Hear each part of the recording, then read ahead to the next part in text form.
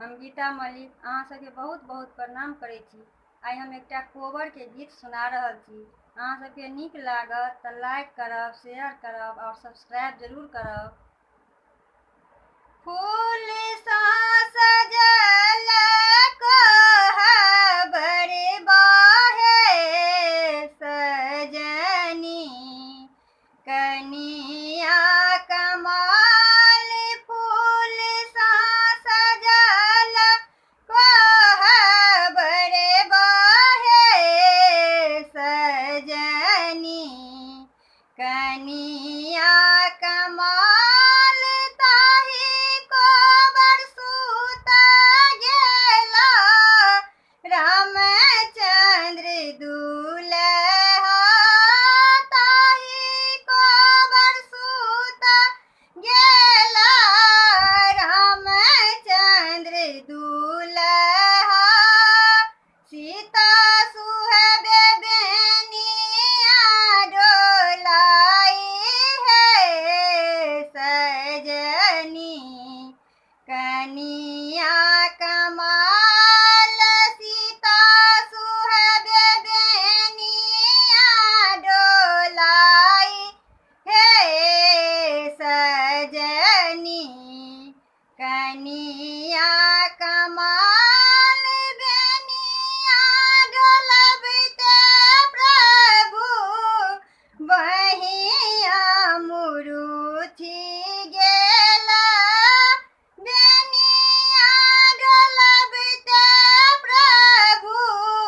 बहिया मुरुथि गेला, अब कैसे बेनिया डोलाई है सजनी, कनिया कमाल अतिबा बचन जब सुनलनि रामचंद्र दुल्हा, एतबा बचन जब सुनलनि रामचंद्र दुल्हा, चल भेल दिल्ली शहर बाहे सजनी, कनिया कमाल चली भेल दिल्ली शहर बाहे सजनी, कनिया कमाल फूल सा सजल कोहबर बाहे सजनी, कनिया कमाल घर सा बाहर भेली अम्मा सोहागिना, घर सा बाहर भेली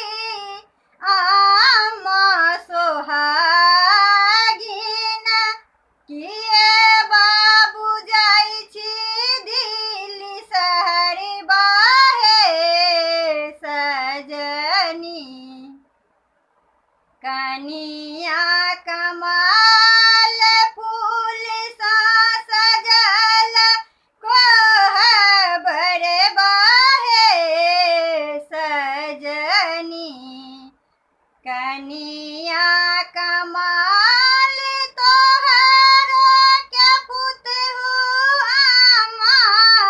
वीडियो के बेटी, तोहरो के पुतहु अम्मा वीडियो के बेटी, मोर बोलिए कोने सोहाई है सजनी, कनिया कमाल फूल सा सजल कोहबर बाहे सजनी, कनिया कमाल गुरु गुरु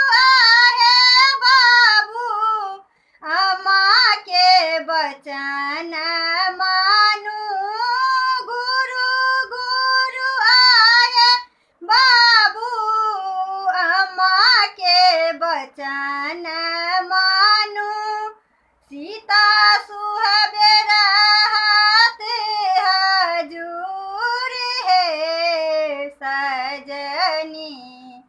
कनिया कमाल कनिया सुहबे रहत हजूर है सजनी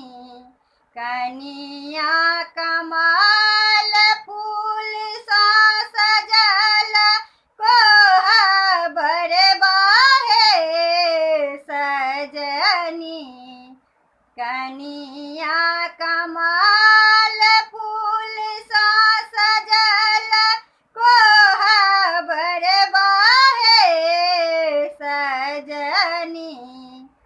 कनिया कमाल